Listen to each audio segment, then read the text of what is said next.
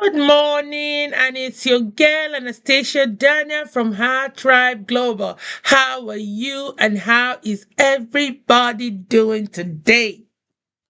I hope you had an amazing Wednesday. Today is Thursday. We are almost at the end of the work week. Who is excited with me? How many of us is excited? Because I am excited. Friday is almost here. But today is Thursday, and our topic for today is building a sustainable you, creating spiritual and physical routines that last. Now, as you know, this week we started talking about the spiritual and physical balance, balancing both sides. And yesterday we talked about how what to do when you fall out, or you see yourself falling out of that balance. Now, today what we are talking about is the routines that you can do just so that you can sustain that balance. You have to be able to sustain it. When you fall out, you don't just fall out. But when you pick yourself up, you have to be able to sustain that balance so that it can help you in your journey. Now, it's Thursday. So Thursday, today we're gonna it's a time for us to just pause, realign, and remind ourselves that lasting change does not come from doing everything, but it comes from doing the right things with intention and with grace. Now, if you look at our world today, many of us women will start strong. Yes, we start out strong. You know that every year, like most people do this, what they call um New Year resolution every year. How many of us do that? I know that I used to be part of those. When we are getting into New Year, we want to do this New Year resolution. I will say, we'll do this, we'll do this, we'll do this that year. How many of us keep to that? Trust me, it's very hard to do. So most of us women, we start out strong. We start out with new prayer routines, we start out with new workout plans or new self-care habits. But guess what happened along the line? You get burnt out. Or you get so busy that you derail from that journey. The truth is, sustainability comes from balance, not pressure. Somewhere, somehow, we do not know that we put pressure on ourselves. But one thing I want you to know is that God doesn't want you to be overwhelmed by any routine that you're doing. He wants you to just flow with your rhythm. Make your routine anchored with the rhythm that God has given to you. Yes. Well, and how do we do this? We're going to talk about some habits, or how to build your spiritual or physical habits that can actually help your routines last. Let's start with number one. Start small. Stay consistent. No matter the routine, no matter the changes you're making in your life, in order for your spiritual life and your physical life to be balanced, I would really advise you, start small. Transformation doesn't come from you from intensity. What it comes from is you being consistent with that transformation you want. You don't need like you don't need like 2 hours of prayers or prayer session. Or you say, "Oh, I'll be going to gym every day, every day, every day." Don't you think that is too much pressure? What I would advise is pray for like 10 minutes a day or every morning. If you have 10 minutes out of your morning, no, pray for like 10 minutes. If you have to do a work out for like 15 to 20 minutes. Your working out can be stretching, walking, dancing, or just breathing for 15 to 20 minutes. I always love this YouTube beginners workout thing. I love it. It helped my life.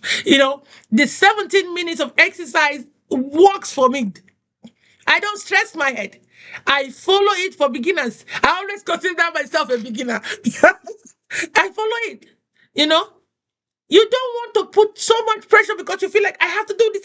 No, start small, but just stay consistent.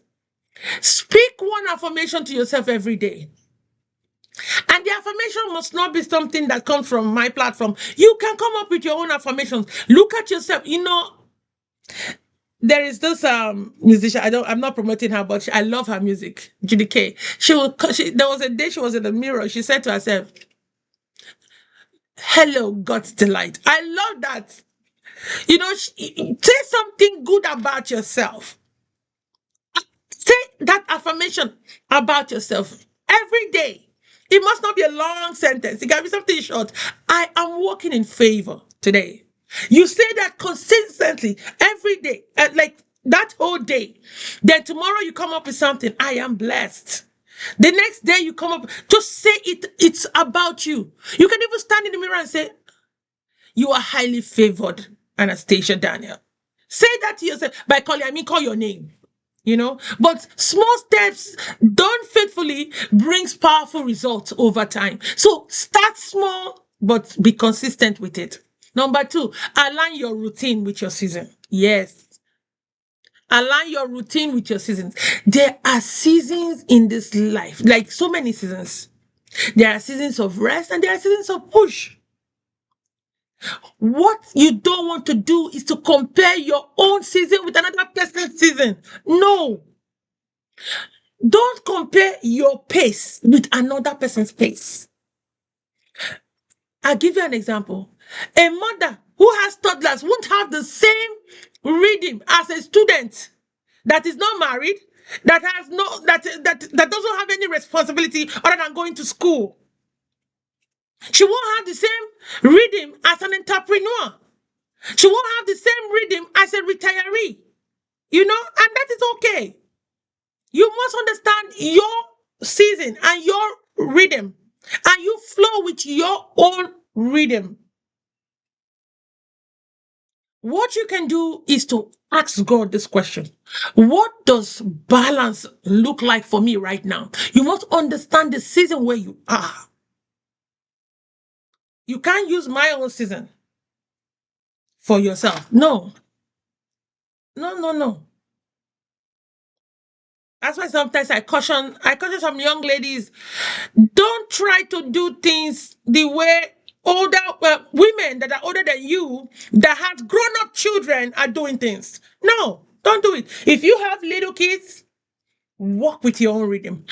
They have grown up kids, let them walk with their own rhythm. Because if you want to flow with them, you will be overwhelmed. You will be tired. They are not tired because they have done the job, they have raised their kids, and the kids are grown up now. So they have more time. You don't have time. You're starting. So there's a huge gap. So walk with your own season. All right. Number three, make your habits holy. No matter the routine you want to start, please invite God into that routine. Let every part of your day be an act of worship. What do I mean? If you wake up in the morning to do exercise, invite God.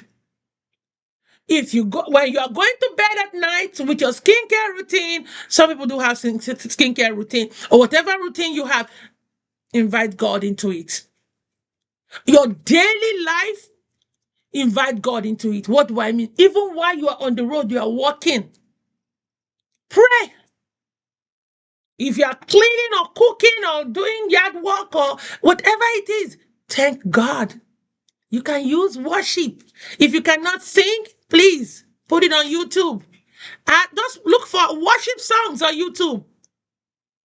Play it. Let it be playing while you are listening to it and doing your work.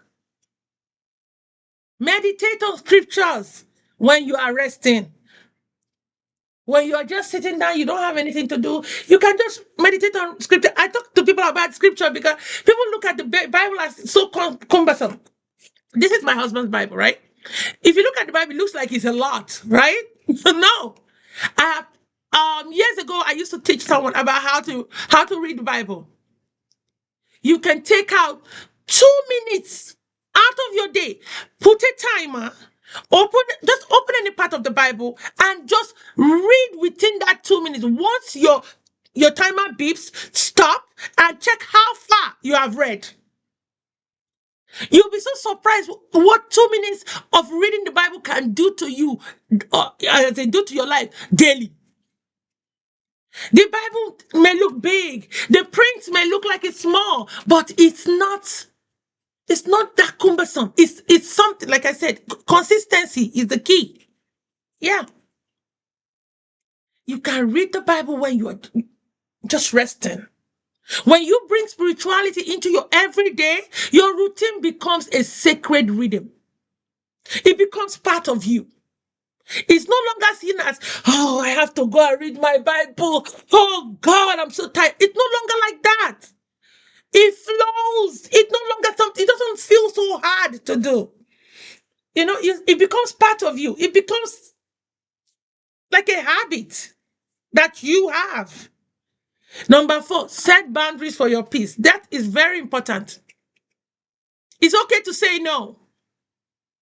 Always try to say no when you cannot do anything. Do not let anybody force it on you. You can't pour into your spirit or care for your body if your schedule is overflowing. Try to keep your schedule simple.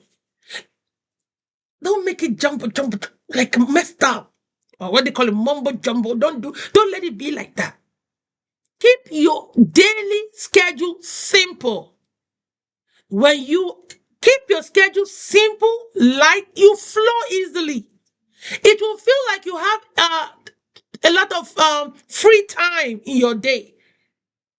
But it's not that. It's just because you have decided that, okay, I don't want all this, I don't want things to be cumbersome for me.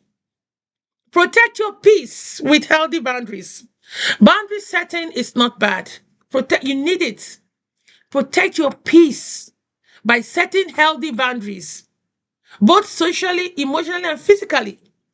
Remember, peace is not found in a full calendar. Where you find your peace, it's in your full heart. It's in your heart. Number 5, and the last one, celebrate progress, not perfection. Every little win, please celebrate it. Every little breakthrough, celebrate it. Every time you choose prayer over panicking, celebrate it. Every time you choose peace over war, celebrate it. Every time, let's say, for example, you are confronted by someone that wants to fight you, quarrel with you, and you choose to walk away, celebrate it. You know what? You are growing. Applaud yourself for every small victory. You know, growth happens most times in quiet moments, especially when you choose alignment over exhaustion. That's you growing. When you choose your peace, that's you growing. When you choose to stay calm, that's you growing. Celebrate it. Those things, you might not count them as anything, but they are little wins that help your life. They help your life stay balanced. Sometimes you don't need all that crazy. You need your calm. You need your serenity. I don't know how many people knows about the serenity prayer, but I do love that prayer.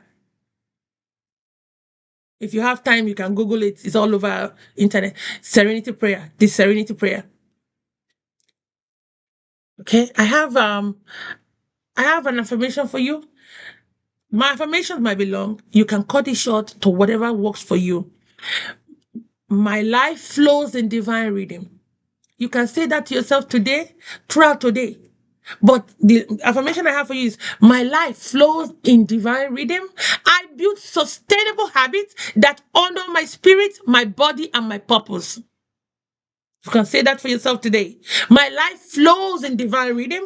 I build sustainable habits that honor my spirit, my body, and purpose. And I have one scripture reference for you. Today's scripture reference is from 1 Corinthians chapter 16, verse 14.